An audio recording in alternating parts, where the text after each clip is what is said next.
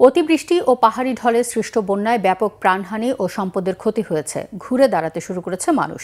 সরকারের পক্ষ থেকে দেয়া হচ্ছে সব ধরনের সহযোগিতার আশ্বাস। অর্থমন্ত্রী জানালেন, ত্রাণের পর পুনর্বাসনের কাজ শুরু করবে সরকার।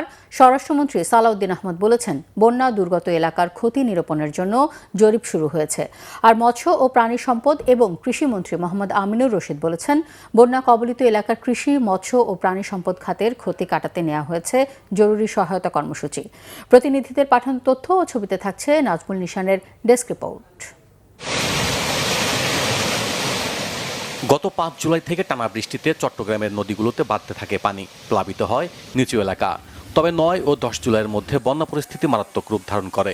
১১ ও ১২ জুলাই পানির নিচে তলিয়ে যায় চন্দনাইশ, সাতকানিয়া, লোহাগড় ও বাঁশখালীর বিস্তীর্ণ এলাকা। ১৩ জুলাইয়ের পর থেকে বৃষ্টি কমে যাওয়ায় কমতে থাকে পানি। ধীরে ধীরে বন্যার পরিস্থিতি উন্নত হলে দৃশ্যমান হতে শুরু করে বন্যার ক্ষতচিহ্ন। বন্যার পরবর্তী ক্ষতি নিরূপণের সরকারের পক্ষ থেকে নেওয়া হয়েছে বিভিন্ন উদ্যোগ। অর্থ ও পরিকল্পনা মন্ত্রী আমির খসরু মাহমুদ চৌধুরী বলেছেন, বন্যা দুর্গত এলাকায় সরকারের পক্ষ থেকে ত্রাণ কার্যক্রম চলমান রয়েছে। এরপরই শুরু হবে পুনর্বাসন কার্যক্রম।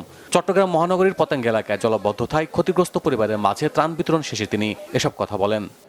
৪০,০০০ পরিবারকে চাল দেওয়া হয়েছে, ৭৫,০০০ পরিবারকে শুকনা চাল, ডাল ইত্যাদি দেওয়া হয়েছে, প্রায় ৪০,০০০কে রান্না বান্না করে খাওয়ানো হয়েছে। এই ধারা কিন্তু অব্যাহত আছে, এটা চলতে থাকবে। এরপরে পুনর্বাসন কার্যক্রম আরম্ভ হবে। যাদের বীজ দরকার, সার দরকার, ইত্যাদি ইত্যাদি যা প্রয়োজনীয় পুনর্বাসন কাজ এরপরে শুরু হয়ে যাবে।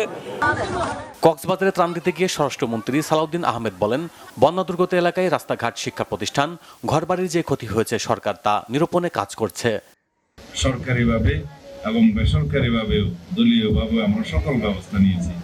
ইতিমধ্যে বাংলাদেশের যেখানে যেখানে বন্যা উপদ্রুত হয়েছে সমস্ত এলাকায় আমরা সরকারিভাবে জরিপ পরিচালনা করছি। কি কি ক্ষতিগ্রস্ত হয়েছে, রাস্তাঘাট, শিক্ষা প্রতিষ্ঠান, ঘরবাড়ি, ফসল, গবাদি পশু ইত্যাদি সমস্ত কিছু আমরা জরিপ পরিচালনা করছি। কৃষি, মৎস্য আর প্রাণী সম্পদ খাতের ক্ষতি কাটিয়ে উঠতে ক্ষতিগ্রস্ত ৫ জেলায় পুনরুদ্ধার কর্মসূচির কথা জানালেন সংশ্লিষ্ট মন্ত্রণালয়ের মন্ত্রী মোহাম্মদ আমিনুর রশিদ। ২০০ কোটি টাকার উপরে এই ৫ জেলায় ক্ষতি হয়েছে। মৎস্য চাষীদের প্রায় ৩২৭ মেট্রিক টন বীজ আমাদেরকে সরবরাহ করতে হবে। তো যাদের এখন পর্যন্ত বীজতলা রেডি হয় নাই, আমরা ইনশাআল্লাহ আগামী ১৫ দিনের মধ্যে আমাদের বীজতলা থেকে ধানের চারা উঠে তাদেরকে দিতে পারবো। আর যাদের বীজতলা আছে তাদেরকে আমরা বীজ সরবরাহ করব। সরকারি সহযোগিতায় নতুন করে ঘুরে দাঁড়ানোর স্বপ্ন ক্ষতিগ্রস্ত মানুষগুলোর। Bangla vision news desk.